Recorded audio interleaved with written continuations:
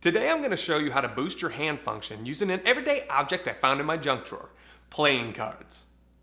These exercises are meant for people in the final stage of recovery, so whether you have had a stroke, have another neurological condition, or are recovering from surgery, these exercises are meant for you. The best thing about using everyday objects for hand exercises is that it makes therapy possible anywhere you go, like at home, in the car, or even in the doctor's office. Before we get started, don't forget to click the like button or leave comments or share the video. Also, if you don't want to miss any of the videos that we're releasing, please click the subscription button or the logo anytime. All right, let's get started. One household item that many people have is a deck of cards, and these are great for doing different exercises for hand recovery. Let's say you put the stack of cards down. Simple. You can just take a bunch of cards off the top.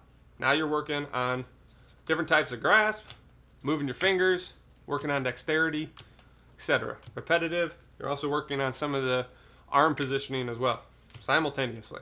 Now, if you can't take one card off at a time, then take a couple. To me, as a therapist, I don't care. If your hand's moving, I'm proud of you. Here's another thing you can do. Stack the cards. Try to pick them up off the table. All right, look at how much my hand's moving. Leave them to the edge. Now, they're all in disarray. Got to work on either holding, or you can work on flipping the cards to the side. Speaking of flipping cards, you can take the cards and flip them whatever direction you want. I think this is a game, isn't it? Called Kings or something like that?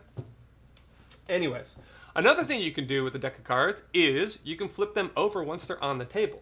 Now sometimes that can be difficult, especially if the cards are slick, but you can flip them over.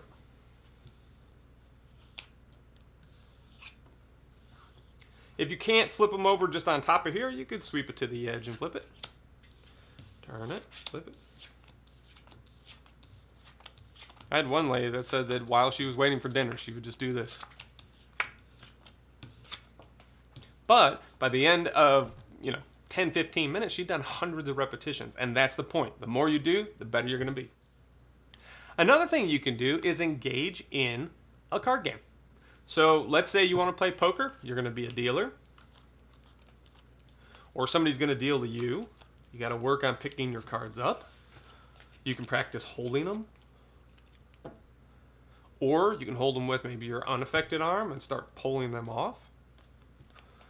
If you're going to play solitaire, right? If you play solitaire, you're going to have to work on flipping cards over and pulling ones from a stack.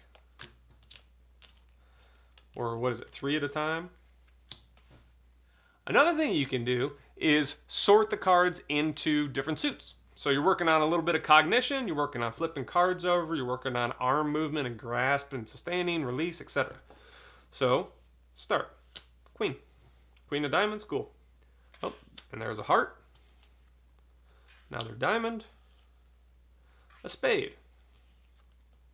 A club. And so on. Another thing you can do with a deck of cards is shuffle. And there's no real right or wrong way to shuffle. If you do the 52 card pickup, you're going to be working on finger placement and mixing things up and arm motion. You could do pocket shuffling. Flip it back and forth. You can do the pull from the middle.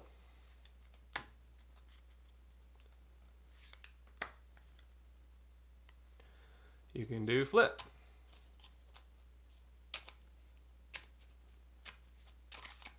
You could also put them right in the middle.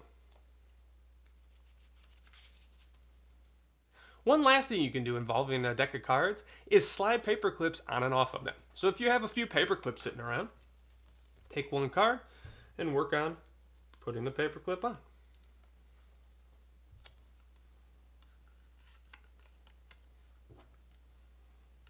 Smaller you get, the harder it'll be. And then once you fill all this up, slide them off. Thanks for joining me in learning how to use everyday items to boost your hand recovery with the exercises that I just showed you.